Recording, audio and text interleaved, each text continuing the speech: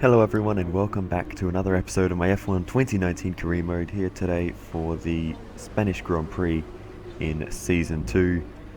Just a reliability upgrade on the car this time, I believe. No, we do have a minor engine upgrade on the car this time, but it will be raining all through qualifying according to the indicator there, so that will certainly mix things up a bit during those sessions, but we'll see how that plays out.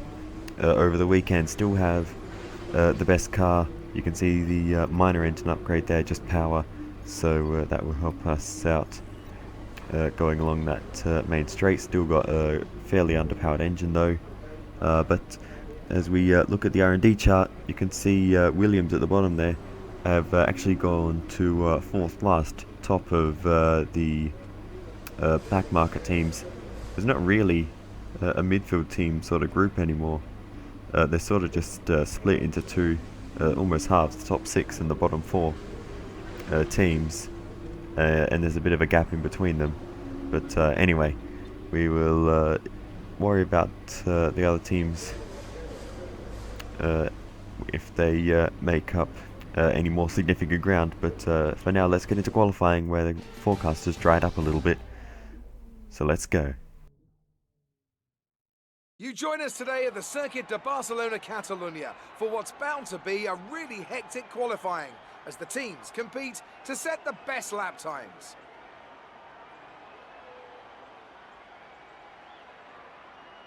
This is a track that tends to ask quite a lot of the tyres, both front and rear. So is it fair to say a great deal of management will be needed in order to do well here? Tyre wear is always something you have to consider to a certain degree. Finding a good car balance that suits the circuit will help prolong the life of the tyre, but it's true that some circuits, such as this one, are more challenging than others.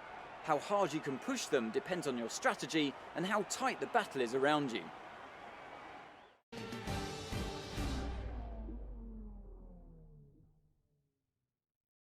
So Q1 then, normally I wouldn't show this, but we did have a bit of an awkward moment starting our lap. We had to overtake Kimi Raikkonen heading into the first corner, but we managed to do that without losing too much time, and we were able to continue on with our lap and get a decent enough time in to get through the first session. Look at George Russell getting through, showing the potential of the Williams. Robert Kubica struggling and being knocked out down in 18th position, along with Kimi Raikkonen, Giovinazzi, Kevin Magnussen in the Renault struggling, as well as Danica Fiat will be starting from the back of the grid in the Toro Rosso. So not a good run for Kevin Magnussen in the Renault. He's been performing slightly better, it seems, recently, but not today. But Q2, Lewis Hamilton gets knocked out, as well as Pierre Gasly. George Russell doing a nice job again, up in 13th position. 14th for Daniel Ricciardo, 15th for Alexander Albon.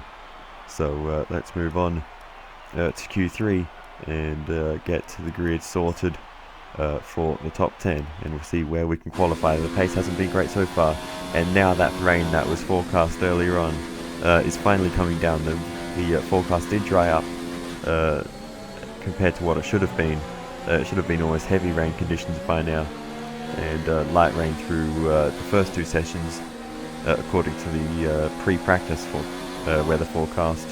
But thankfully we were able to get through during the dry sessions, but a little bit of traffic during our qualifying lap, so that isn't exactly ideal, and hopefully that won't hold us up too much in terms of our overall lap time. We did have to take a slightly compromised line, but as we come out of the final corner, we will set a time. That's the fastest lap so far. Well done. And we go fastest ahead of Lance Stroll, who set the first time of the session. But we may have to go out again as we lose the rear end there, and that is the end of the second lap on that set of tyres. But we do go out again on a new set of tyres, and we'll see if we can improve on our previous time. You can see already green through the first couple of corners, so there is certainly some time that we can find. We're down in P7 at the moment, so improvements are due, and we certainly will need them. A green first sector, so that is a definite sign of improvement on our previous time. The track conditions are probably fairly similar, I would say, to what they were on the first lap. So it will be just down to the driving through here is a key part of the lap, especially since we got held up there last time. But we get through there pretty cleanly, and hopefully we can gain a bit more time as we move on to the third sector, a purple middle sector. So gaining a lot of time through that middle sector, running a bit wide and deep into the hairpin left-hander there at the end of the back straight, but very cautious on the power out of the long right-hander, and now into the chicane at the end of the lap.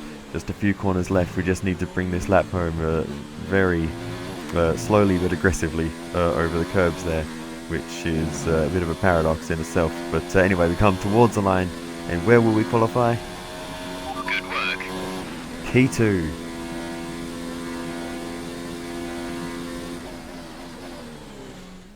And with qualifying complete, let's review our top three today. Leclerc, the scientist, and Lucas Faber. With qualifying wrapped up, we now have our grid lineup for the big race tomorrow. Be sure to join us then for what will no doubt be a fantastic race. So Charles Leclerc takes the pole position. It's a 1-2 for Racing Point. Lucas Faber, a really great qualifying up in fourth position. Sergio Perez continuing his momentum at Ferrari. Valtteri Bottas, Devin Butler a good qualifying. Vettel struggling a bit too. But let's get into the race and see how it all goes. What does the Spanish Grand Prix have in store for us today, I wonder? I hope we see some tight wheel-to-wheel action down the main straight, circa Mansell and Senna way back in '91, or maybe we'll have a more strategic race here on a track where overtaking can be difficult. It's a sellout crowd of 140,000 here today as we await lights out for the 730-metre sprint down to turn 1 of this 2.9-mile racetrack. Overtaking is challenging through these 16 corners, but there's still a lot of high-speed excitement to be found, including the flat-out turn 3 and the terrifying blind right of turn 9. Anthony Davidson is here with me today, and together we'll be taking you through all the action at the Spanish Grand Prix. It can be hard for the cars to follow each other closely here due to all the dirty air coming off the car in front. So perhaps we're looking at a more strategic Grand Prix. What do you think on that one, Ant? I'm not too sure about that, Crofty. Yes, it's hard to follow, but if you're brave on the brakes and willing to commit, there are definitely opportunities to be had here, like down into turn 10 after the DRS zone, for example. I don't think this is a race that's going to be decided purely in the pit stops. Let's run you through the driver grid order for today's exciting race. Charles Leclerc lines up on pole position, and the scientist completes the front row. Considering the rest of the grid, we have Faber, Perez, Valtteri Bottas, and Butler, Vettel, Verstappen, Norris, and Lance Stroll, Hamilton, Gasly, George Russell, and Ricciardo, Albon, Raikkonen, Antonio Giovinazzi, and Robert Kubica, Magnussen, and Daniel Kvyat completes the grid. And with lights out just moments away, it's time to go down to the track.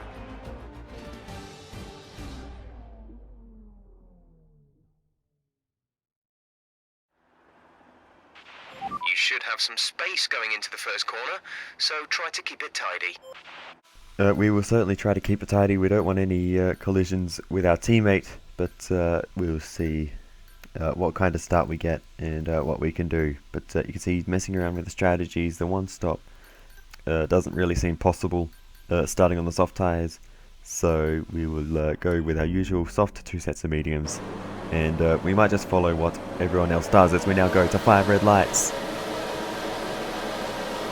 And it's lights out and away we go, and it's an absolutely brilliant start, and we have flown off the start line ahead of Charles Leclerc, and we're going to take the racing line as we head towards the first corner.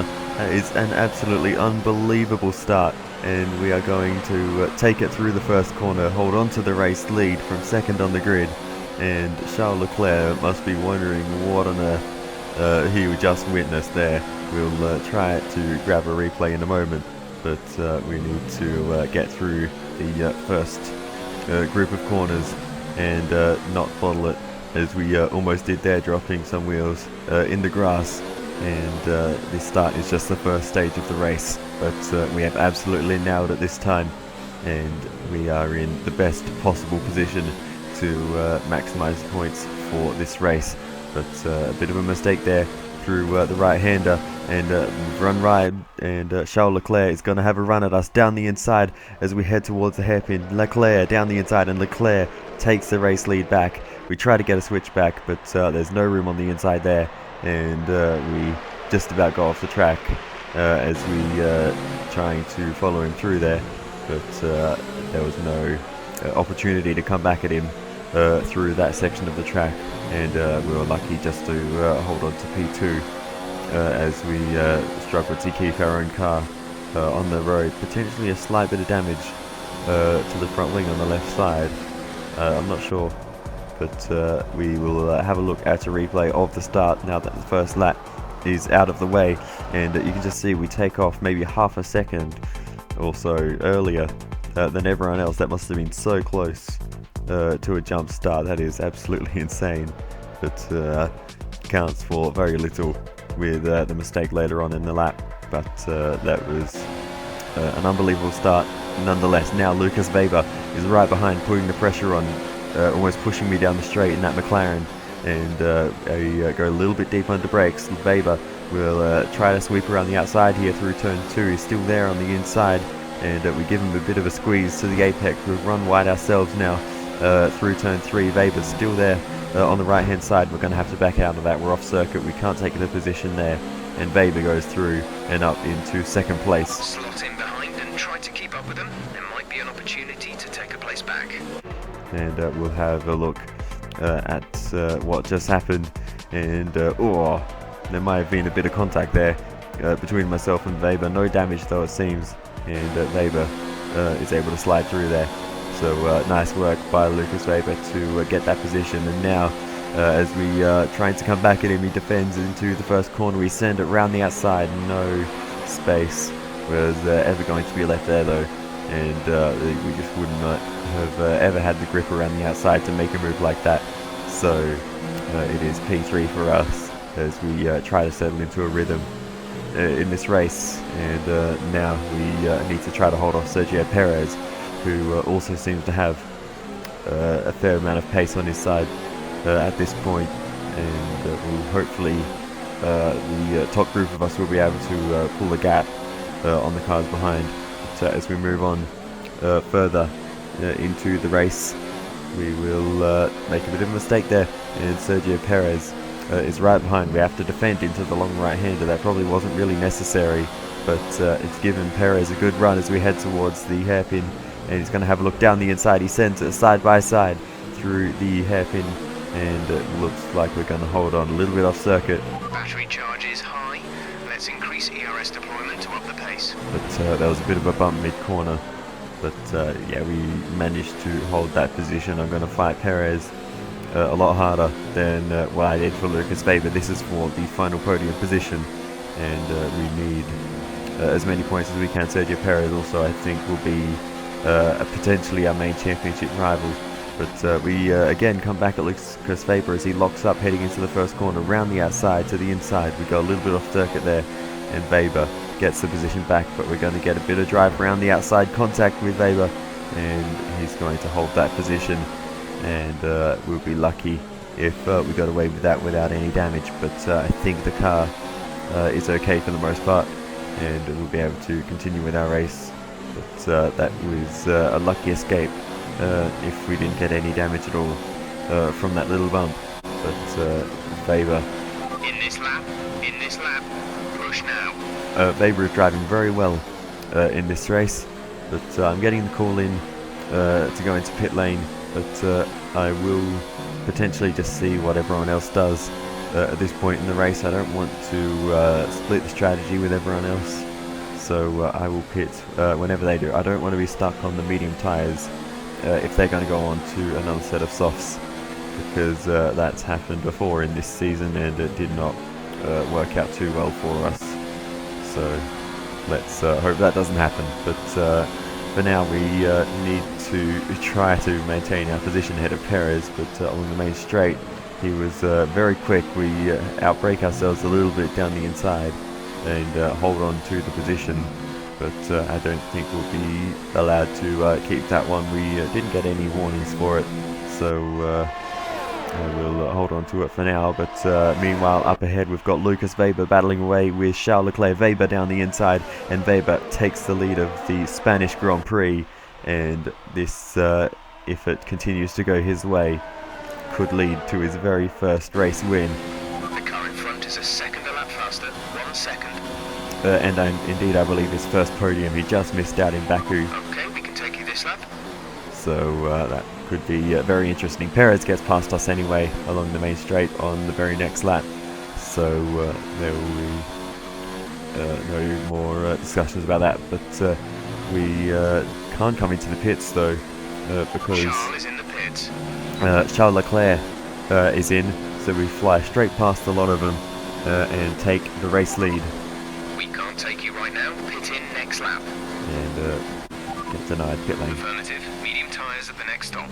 But I checked on the race director there onto the medium tyres.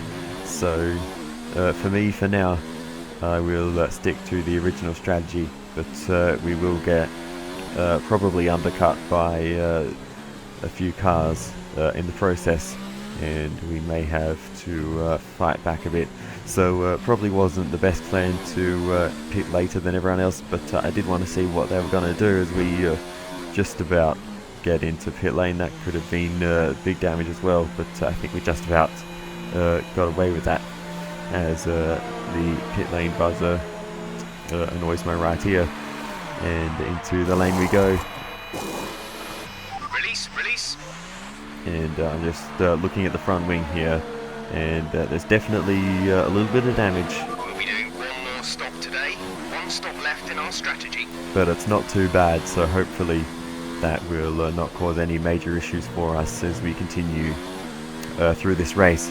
But we've re-emerged a little way down in 7th position, but I think there are still some cars need to... Charles ahead, they're on fresh mediums. Their tyres are 1 lap old. We think they've got 1 more stop. The time last lap was a 1 minute 42.2. I think some cars still need to make a pit stop, but we move on.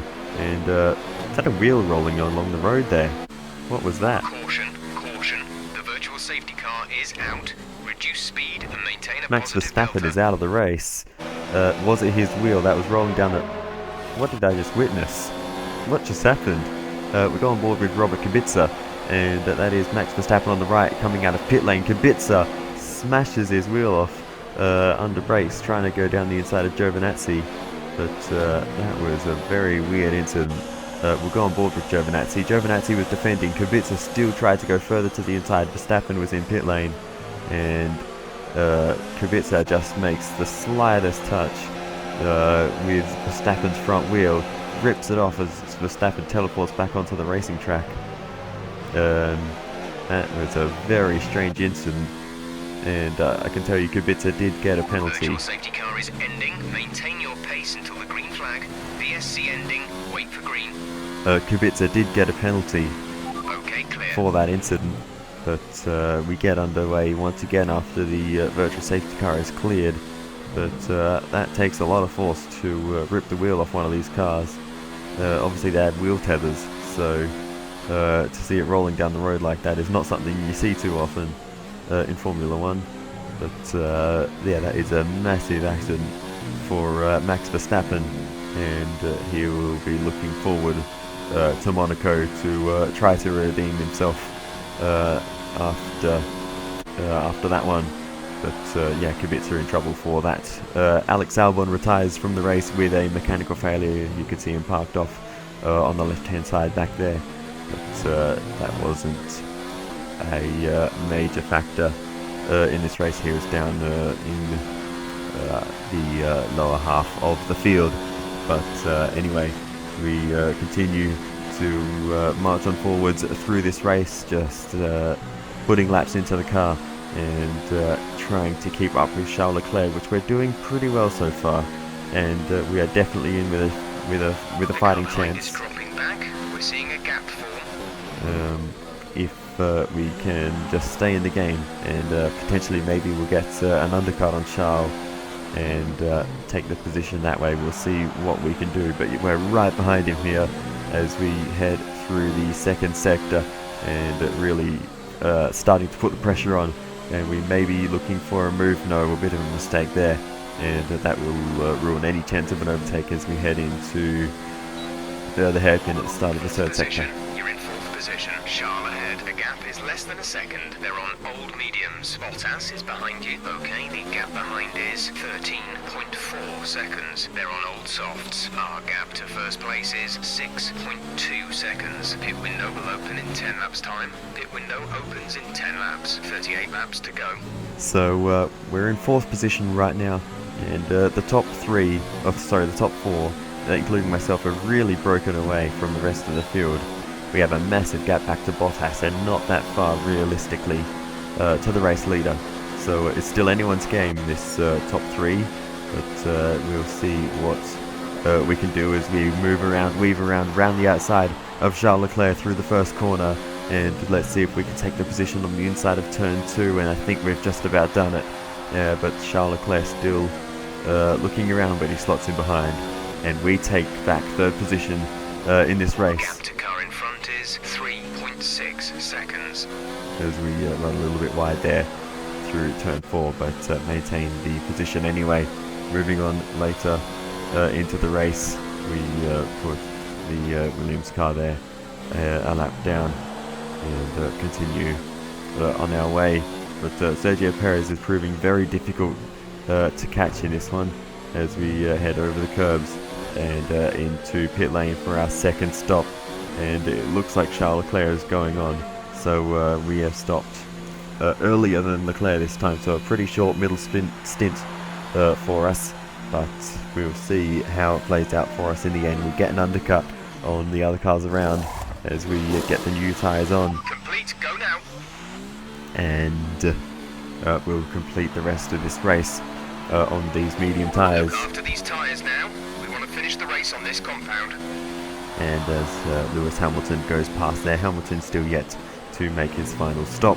So that kind of shows the field spread and how the Red Bulls are, or the sole remaining Red Bull, struggling a little bit in this season, and they will be hoping for some better luck in the future. It certainly hasn't gone their way so far this season, but the best result for Hamilton was second place in Australia, and that was a crazy race in itself. Perez has just made a move for first place. But we are right behind Charles Leclerc. He came out of pit lane right in front of us, so he's going to have the fresher tyres and the track position, but we are really putting the pressure on as we head through the middle sector and towards the final sector. Can we make a move to the inside? Not close enough, and we're going to go back to the racing line. Just do not want to take that risk with my teammate, of all people. Good job. That was the fastest lap of the race so far. But fastest lap, and we just about missed the back of another lap car there.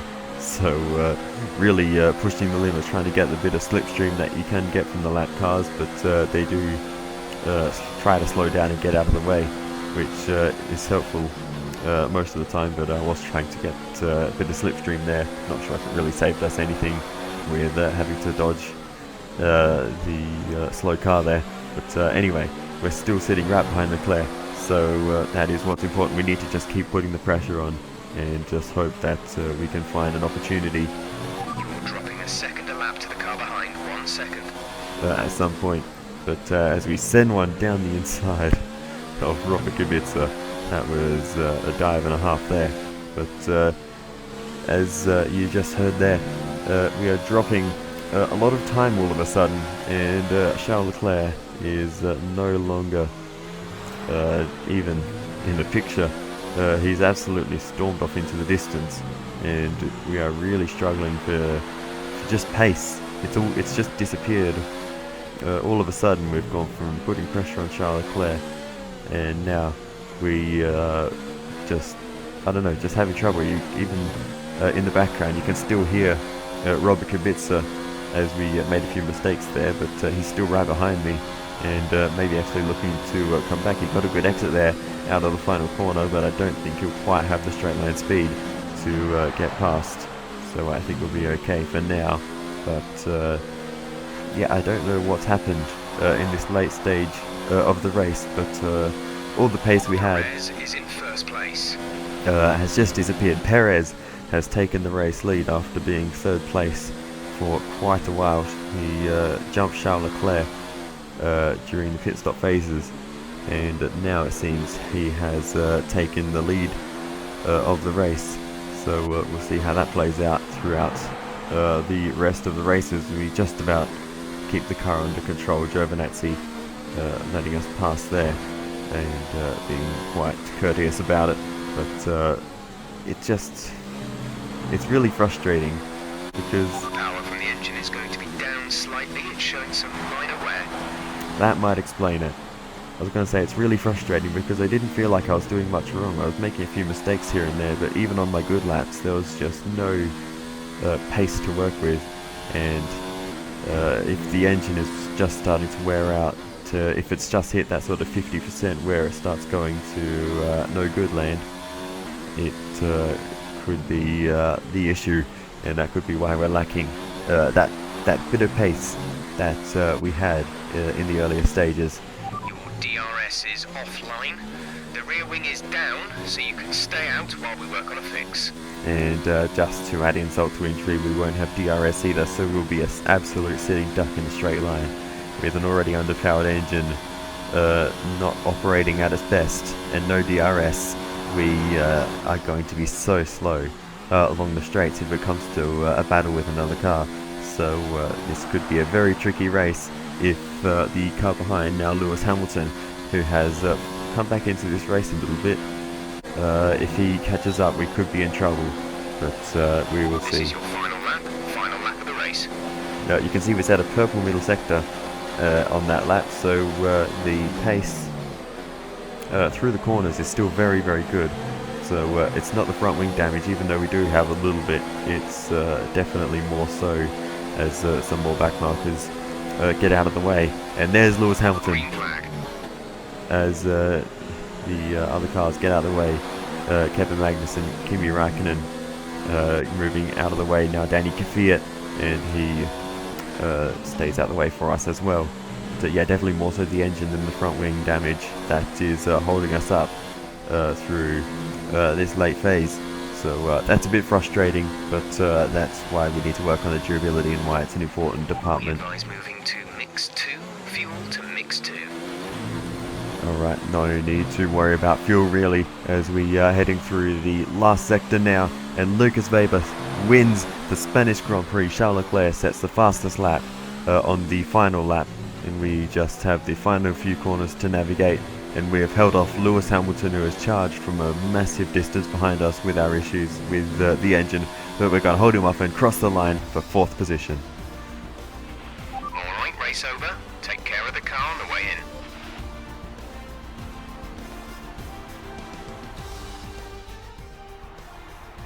It was a tough race at times, but they've held on to take a great victory for McLaren today. Anthony Davidson, how do you think they were able to set themselves apart today? Well, I honestly feel it was down to the driver and car today. I mean, we can talk driver skill all day, but if you don't have a solid team to back that, you're never going to get anywhere. When you hit that sweet spot of having both an excellent driver and an incredible car, that's when you see results like those we witnessed today. Our winning drivers are on their way to the podium right now. It's been a fantastic race for McLaren, that's for sure, and no doubt they'll be celebrating tonight.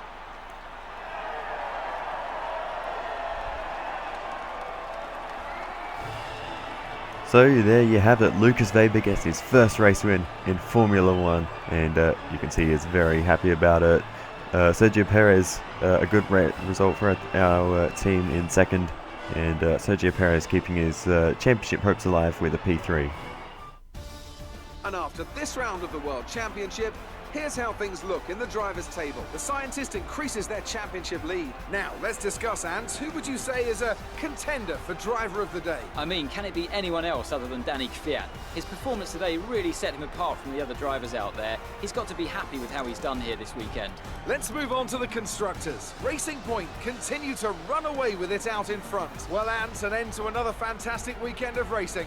Thanks to everyone who joined us, and we'll see you for the next one. That's a brilliant race for Danny Kvyat. Last place up to 13th in the Toro Rosso, one of the slowest cars in the field. So that is a really good race for him. Look at the start though. That is absolutely insane.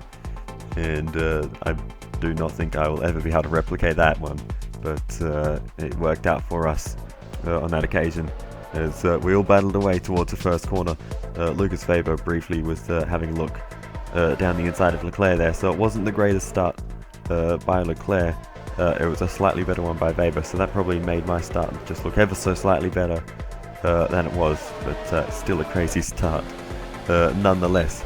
But it all went wrong for us very quickly later on that first lap, unfortunately for us. But with the issues that we had towards the end of the race, I think the race win was probably off the cards anyway, and just a few little mistakes like that one, and it just kept us out of the absolute contention for the race win. But I mean, you saw for a large portion of that race we were keeping up with Leclerc until the engine issues came into it, and Leclerc was only less than half a second behind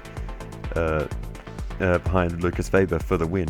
So a few more laps and it could have been a very different prospect at the end of this race. And who knows, if we didn't have those engine issues, we may have been in the fight as well. But unfortunately, that's just the way it went on this occasion. But yeah. As for the other contenders, Hamilton, a decent enough race in P5, continuing a decent run, but not a great run. I would say Red Bull they're missing something compared to the likes of our team, Racing Point, and Ferrari, who for the most part seem to be able to keep up with us. So it'll be interesting to see how that evolves over the season. But let's get into the interviews if we have any. Okay, so we don't have any interviews this time, so we bring the weekend to a close with all of this usual end of weekend stuff, leading both of the rivalries. But Leclerc catches up a little bit with his fastest lap and, well, better finishing position and on the podium. So Leclerc bringing a lot of points back to himself in the rivalry there. Hamilton still there as well on the other side. But great work. That's exactly the kind of result I'm looking for. Keep it up. It's an odd round. Looks like one of your rivals has also been invited to a historical event. This could be a good opportunity to play up your rivalry for the press and expand your reputation. So we don't get that big bunch of resource points. Lucas Weber, obviously the race winner, and getting the interviews for the first time. Well, not for the first time, but the first time as a race winner. It was a really good race by Lucas Weber, and he certainly fought for it, battling for the lead with Leclerc and Perez all throughout this race. But yeah, he certainly earned that one, and he'll be very happy about his efforts. But only one more engine upgrade that we can do, so it's that major one. So let's do that one. As we, I did consider, seeing as we do have a fair amount of resource points, to do the what is it called, the efficiency one at the top there, but there's not really much point because that would use all of our resource points. And if I do that major upgrade now, it'll come in for Canada, which has a lot of long straights. So that is what I'm going to prioritize. And with the resource points I have left, I decided to go with durability. And I had a brief look at what parts are wearing out the most, other than the ICE. We've already got an upgrade on that side of things, and I think in the end I went for the turbo and the control electronics. they seem to be wearing out faster than everything else. But that is it for this episode. Thank you very much for watching, and I will see you next time. Goodbye.